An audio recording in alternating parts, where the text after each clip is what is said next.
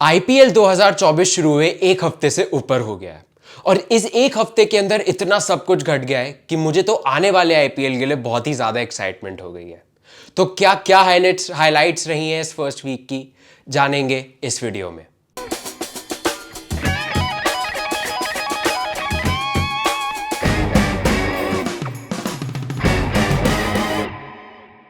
IPL 2024 22 मार्च से शुरू हो गया और इस हफ्ते में बहुत सारी चीज़ें हो गई हैं जिन्होंने सुर्खियां बटोरी हैं और हम फैंस को और बहुत ज़्यादा एक्साइटेड और उत्साहित बना दिया है आने वाले सीज़न के लिए भी। तो ऐसा क्या हुआ है इस सीज़न और इस सीज़न में की हाइलाइट्स क्या है, आइए जानते हैं। तो सबसे पहली हाइलाइट मुझे लगता है इस ओपनिंग वीक की थी, वो थी हार्दिक पांड्या का बू होना। पहला मैच गुजरात टाइटंस और मुंबई इंडियंस अपना पहला मैच खेल रहे थे और अहमदाबाद में हमने ये देखा कि हार्दिक पांड्या जो पहले जीटी के कप्तान हुआ करते थे उनको बू करा जा रहा था और उनको इतना बुरा भला कहा जा रहा था क्योंकि अब वो मुंबई इंडियंस में चले गए और वहाँ के कप्तान बन गए हैं। तो उनको इतना क्रिटिसिज्म दिया, इतना बुरा बोला उनको और इतनी उनको मतलब अब्यूजिव लैंग्वेज भी बोली गई, काफ़ी ज़्यादा क्राउड ने उनको परेशान किया। तो ये हमें देखने को मिला कि फैंस के अंदर एक बहुत ही ज़्यादा हेट्रेड था हार्दिक पांड्या के लिए, क्योंकि जीटी में वो एज कैप्टन बहुत अच्छा कर रहे थे और जीटी को उन्होंने पहले सीज़न में जिताया था अपनी कप्तानी में और 2023 में जिताते जिताते रह गए। तो मुझे लगता है कि उसके बाद उन्होंने वो डिसीजन तो थोड़ा गलत था कि वो मुंबई क्यों आए वापस, बट एक प्लेयर जो इंडिया के लिए खेल चुका है और उन्होंने एक की मेंबर है वो इंडियन टीम के भी, उनको मुझे लगता है ऐसे अब्यूज़ करना और उनको ऐसे बू करना थोड़ा सा गलत है। एंड जो भी उनका डिसीजन था वो पर्सनल था, आई थिंक उसका गेम से कुछ लेना देना नहीं है। एंड फ्रेंचाइजी क्रिकेट है तो आई डोंट थिंक कि फैंस को इतना ज़्यादा इस चीज़ पे होना, इतना इमोशनल होना चाहिए था, बिकॉज इंडिया की ज़्यादातर जनता इमोशनल रहती है अपने क्रिकेटर्स और अपनी टीम को लेकर। बट यही है कि मुझे लगता है थोड़ा ज़्यादा हो गया और फैंस को ऐसा नहीं करना चाहिए था। उसके साथ साथ मुंबई ये मैच हार भी गई तो हार्दिक की तरफ और ज़्यादा हेट बढ़ गया और पहले से ही मुंबई के फैंस खुश नहीं थे कि हार्दिक पांड्या उनकी कप्तानी करेंगे। और दूसरी हाईलाइट जो इस हफ्ते रही वो है मेरे लिए ऋषभ पंत का कमबैक। मुझे नहीं लगता कोई भी ऐसा एक इंडियन फैन होगा जो इनके कमबैक से खुश नहीं होगा। इतनी अच्छी और इतनी होलसम न्यूज़ थी ये हम सब के लिए कि ऋषभ पंत जो है वो वापस आ गए और वापस कम्पिटिटिव क्रिकेट में आ गए हैं। करीबन 1.5 साल बाद वो खेल रहे हैं और इतना अच्छा लगा हम सबको देखकर कि ऋषभ पंत जो थे वो बिल्कुल फिट एंड फाइन थे। और इसमें एक अच्छी बात और लगी मुझे कि उन्होंने विकेट कीपिंग भी की, क्योंकि उनके विकेट कीपिंग को लेके कई सारे सवाल थे कि क्या वो कीपिंग करेंगे, एज अ बैटर खेलेंगे, एज एन इम्पैक्ट प्लेयर खेलेंगे। तो बहुत सारे क्वेश्चंस थे उनको लेकर, बट आई थिंक अब वो सब चले गए हैं एंड ऋषभ पंत पूरा आई थिंक 100% अब फिट हैं खेलने के लिए। खैर वो जैसा खेले, अभी तो हमें उनको उनके गेम पे जज नहीं करना चाहिए बिकॉज वो इतने टाइम बाद आ रहे हैं आईपीएल जैसे एक लीग में। तो आई थिंक उनको अभी टाइम देना चाहिए और उनको थोड़ा टाइम लगेगा अपनी ग्रूव में आने में। बट ये हमें देखने में लगा है कि उनमें जो हिटिंग की एक एबिलिटी थी या फिर जो उनके अंदर पावर थी शॉट्स मारने की, वो हल्की सी तो कम हो गई है उनके एक्सीडेंट के बाद से। तो यही है, वो भी धीरे धीरे वो रिकवर कर लेंगे एंड आई एम श्योर वो वापस अपने फुल फ्लैश फॉर्म में तो आ ही जाएंगे। बट यही है, मुझे ऋषभ पंत को देख के बहुत अच्छा लगा कि वो वापस आ गए और वापस कप्तानी कर रहे हैं, कीपिंग कर रहे हैं, बैटिंग कर रहे हैं, सब कुछ कर रहे हैं। बहुत अच्छे साइन से इंडियन क्रिकेट और दिल्ली कैपिटल्स के लिए भी कि उनके एक सबसे one of the main players वापस आ गए हैं और इंडियन क्रिकेट का एक ऐसा प्लेयर जो काफ़ी इम्पैक्ट बना सकता है वो भी वापस आ गया है। तो आई थिंक बहुत अच्छी न्यूज़ थी ये हम सब के लिए और बहुत मज़ा आया उनको खेलते हुए देख के। तीसरी हाईलाइट मेरे लिए रही है Sunrisers Hyderabad versus Mumbai Indians का जो मुकाबला खेला गया। ये मुकाबला हैदराबाद में खेला गया और क्या हिटिंग करी गई है, मतलब ट्रैविस हेड, हेनरिक क्लासन तो बीस्ट हो गए हैं बिल्कुल। मुझे नहीं लगता उनको जब वो मारने पे आते हैं कोई रोक सकता है। खड़े खड़े वो हिटिंग कर देते हैं जो बॉलर्स को एकदम से डिमोरलाइज कर देता है।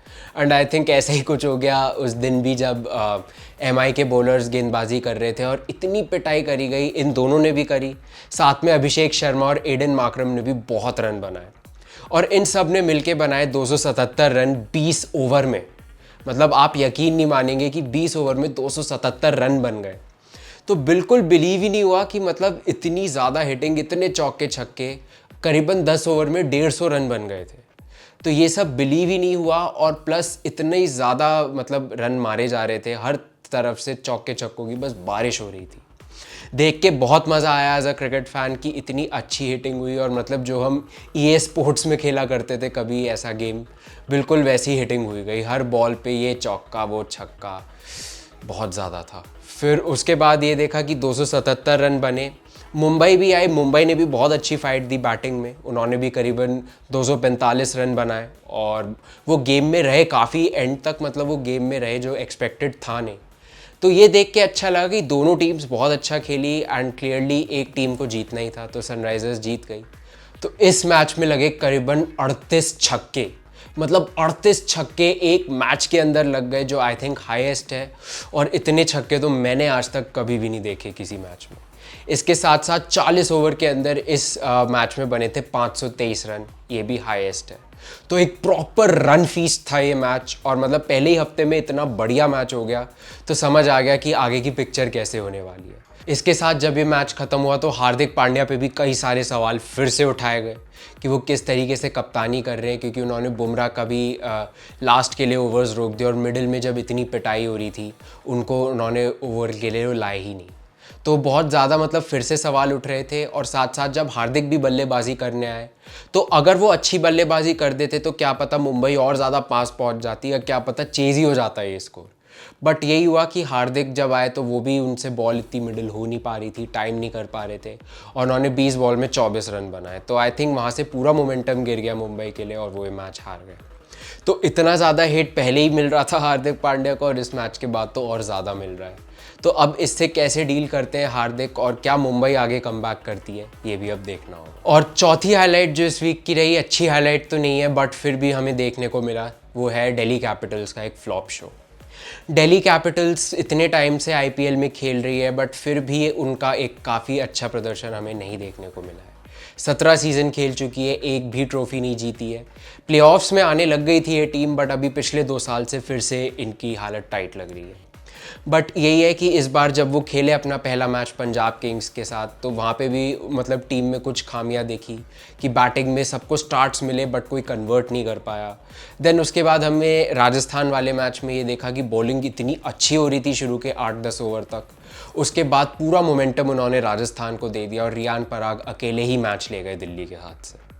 तो यही हमें देखने को मिला कि मोमेंट्स को कैपिटलाइज नहीं कर पाई है ये टीम, और हमेशा से इनकी ये प्रॉब्लम रही है, इस बार भी है कि ये कैपिटलाइज ही नहीं कर पा रहे हैं और मोमेंट्स को सीज नहीं कर पा रहे हैं जहाँ पे इनको एक पकड़ बनानी चाहिए। तो अब अगर आगे जाने वाले मैचेस में दिल्ली को अच्छा करना है तो उनको अपनी एक तो प्लेइंग 11 सही करनी पड़ेगी, बिकॉज प्लेइंग 11 में कुछ ऐसे प्लेयर्स खेल रहे हैं जो बिल्कुल डिजर्व ही नहीं करते खेलना, और आपके पास साइडलाइंस में यश, धुल, पृथ्वी शॉ जैसे प्लेयर्स बैठे हैं जो काफ़ी ज़्यादा टैलेंटेड है। तो टीम अभी रिकी भुई को खिला रही है, जो कि बिल्कुल समझ नहीं आ रहा कि ऐसा क्यों हो रहा है। एंड रिकी भुई जो पिछले 2 मैचेस में ऐसा लगा कि उनको तो मतलब समझ ही नहीं आ रही कि बॉल कहाँ पे आ रही है उन्हें। तो यही है कि रिकी भुई की जगह पृथ्वी शॉ या यश धुल को तो खिलाना ही पड़ेगा इन्हें अगर इनको अच्छा करना है तो। और उसके साथ साथ सुमित कुमार का भी बहुत ही साधारण प्रदर्शन था पहले मैच में, एंड मुझे अभी भी समझ नहीं आया कि वो सेकंड मैच की प्लेइंग 11 में क्यों थे। तो यही है, उनको अपनी प्लेइंग 11 इतना अच्छा मैनेजमेंट है, मतलब प्लेयर्स इतने अच्छे हैं उनके कोचिंग स्टाफ में, बट फिर भी ये टीम एक अच्छी प्लेइंग 11 नहीं बना पा रही है। तो इनको जल्दी से इस चीज़ को ठीक करना पड़ेगा, वरना बहुत दिक्कत होगी दिल्ली कैपिटल्स को इस सीजन में। और इसके साथ साथ कुछ हाइलाइट्स ये भी रही है कि CSK और धोनी का जादू अभी भी बरकरार है। 2 मैच खेले CSK ने, अपने होम ग्राउंड पर ही खेले, बट दोनों में इतनी क्लिनिकल विंस रही हैं उनकी, और मतलब बिल्कुल फ्लॉलेस परफॉर्मेंस जो कही जाती है वो हमें देखने को मिली इन दोनों मैचेस में CSK से। और इसके साथ साथ गायकवाड़ अब कप्तान हो गए इस टीम के, तो उनको भी काफ़ी हेल्प मिल रही है MS धोनी से। बट यही है कि वो अच्छे से एज ए यंगस्टर इस प्रेशर को हैंडल कर रहे हैं, और अब बिल्कुल ऐसा लग रहा है कि आगे जाके अब काफ़ी सालों तक कमान गायकवाड़ ही संभालने वाले हैं CSK की। तो आई थिंक बहुत अच्छे साइंस है CSK के लिए फिर से कि वो इतना अच्छा खेल रहे हैं, और एक इतना अच्छा एक यंग कैप्टन ग्रूम हो रहा है धोनी के अंडर। तो बहुत एक मुझे लगता है CSK के लिए बहुत ही अच्छी खबर है।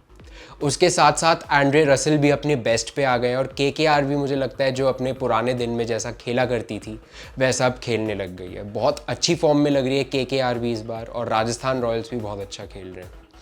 तो ये कुछ चीज़ें हैं जो मुझे लगता है इस वीक में हाइलाइट्स रही हैं, और ये सब देखने में मुझे काफ़ी मज़ा आया। तो चलिए आज के लिए बस इतना ही। आप हमें कमेंट्स में ज़रूर बताइए कि आपके लिए टॉप मोमेंट्स और टॉप हाइलाइट्स क्या रही हैं इस IPL के पहले हफ्ते में। और अगर आपको ये वीडियो पसंद आया हो तो please like, comment, share and subscribe to my channel and keep watching the cricket show with Sid.